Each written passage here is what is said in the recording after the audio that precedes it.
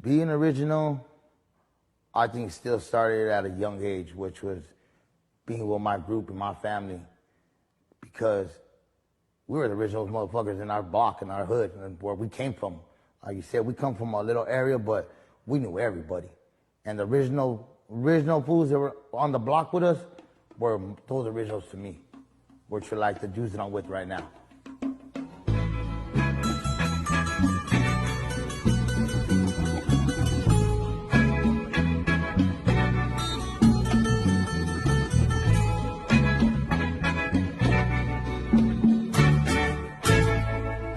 Look over yonder, what do you see? The sun is rising, most definitely. A new day's coming, ooh, people are changing. Ain't it beautiful? Ooh, crystal blue persuasion.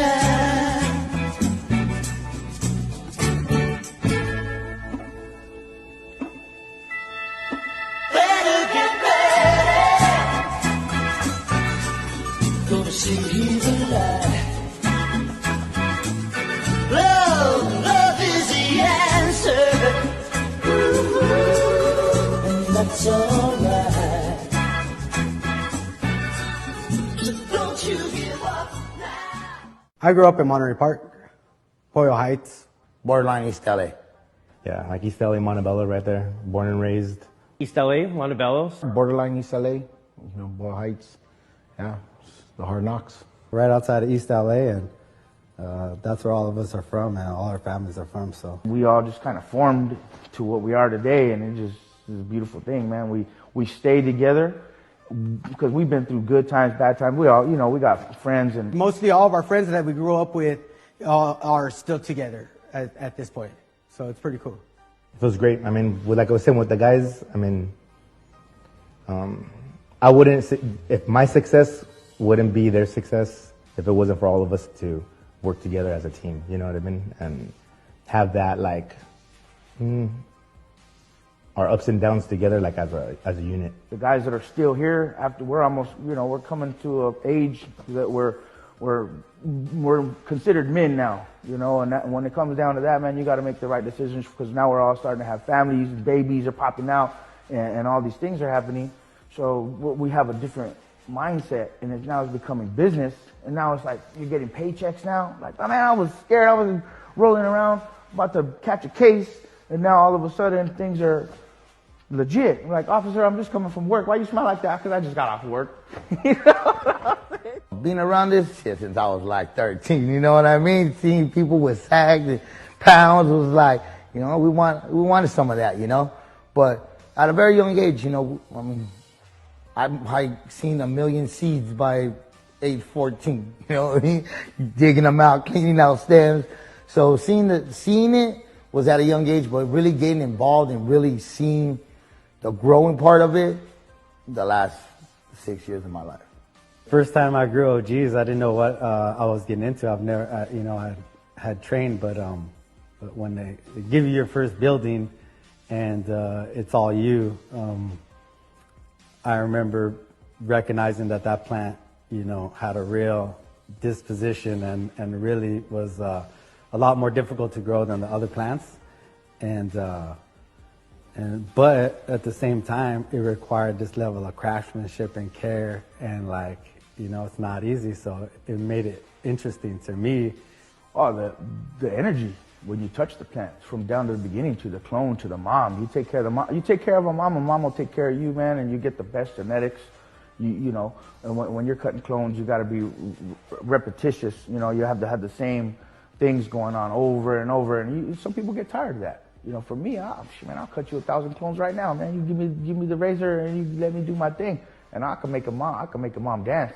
Same that passion of understanding how craft beer could be.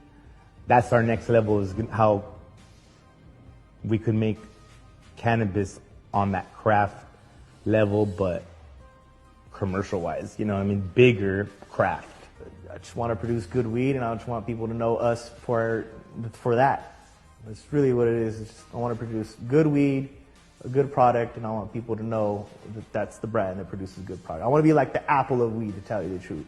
Not, you know, I don't know. I don't necessarily have dreams of being that big, but just that, like, the quality. You know, if, you know, I'm sorry if anybody here has a Samsung, but you know, like, the best phone, like, you're going to get an iPhone, bro. You know what I mean? Like, so it's just kind of, I want to be, when they think about, you know, weed, I want them to think about, like, the best weed's originals, bro. Come on, like. We could kill it in anything. We've been doing it since the beginning, and we've been smoking together since the beginning, and we started growing together since the beginning, and that's, I think, where majority of it starts was with the bud. To be an original says something, you know. To be an original says you're probably not worried about being an original. You're just worried about doing what you're doing. So to me, it means a lot. There's people that always just compliment us on, like, you know, your guys' team is really strong, your guys' team is really good, and just always they would start complimenting us.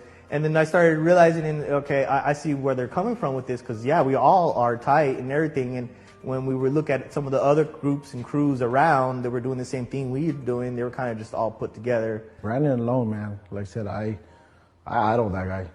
I've been looking up to him since I was a little kid. Always wanted to be like him some way, or just have a certain style that, you know, lead me in that path. He always let me know I'm original till the day I die. Brandon is everything, really. Brandon, this is his whole idea, his whole baby. From the get, it was obvious to me that he knew from the very beginning when he started conceiving this idea that exactly what he wanted to do. I could be a great quarterback, but if I don't have the right head coach and the right offensive coordinator and all this, you know, ownership and all, it just doesn't work like that, you know. People can't excel to be the greatest them they could be. That vision that he has for seeing the direction we're going to be going in is priceless. It's just one of those things that different characteristics make different people good leaders. But you know when you see it. You know when all those different characteristics come together in such a percentage and build up to that 100%, and they have just enough of each characteristic. It's like, boop, like, congratulations, you're a leader. And then, you know, depending on how perfect that coordination is, depends on how great a leader. But I think B's got that down. We off to that next level. And it's good to do that with someone you really know, someone you appreciate, someone you love, someone you care about. And that's how I feel about that dude. That dude real special to me, and I'll do anything for him. You know, first and foremost, man, my philosophy is I can't do it alone. You know, that's one thing I've learned. You can't do this alone. I don't care what business you're in. I've learned, I grew up with two brothers, so I think that was just embedded with me. Like, you're not going to do nothing. You got to go with your brothers. Your brothers got to go with, you know, it was always one of those things, that support system. And with me, I think the number one philosophy for me in business is you're not going to get there by yourself. It's going to take a team. It's going to take a good team. You're going to have to manage the team. You're going to have to put them together. It's very hard to find good people. It's even harder to keep good people. And I was very blessed and very fortunate to have this group of people just naturally be organically given to me through my life, through friendships, through family, through church, through community, through sports, through all this, and we gravitated to each other. And I think marijuana is what actually kept us together. That was the glue. So we just have to really focus fundamentally on what we're good at, and to me, that's growing marijuana, and we never lose that focus. And as long as we keep doing what we do right, everything else figures out a way to rise up with it. It's an authentic, family-run business. That's what I would like them to remember. Because there's going to be very few of these that ever last in this business today. Very few. I think we know probably any family-run business out there, and it's really hard for them to compete, especially on the level of where we're at. And I just feel like I want people to remember us as being that family-run business, and that's who we are. You know, the people that didn't have to take those outside dollars, those outside investors, those people who just grinded through it and did it ourselves. Wasn't easy. And it's not going to be easy moving forward either. But this is the way that we did it. This is our style, this is our story, this is the way it has to be. And when we get there, this is the only way that we can get there.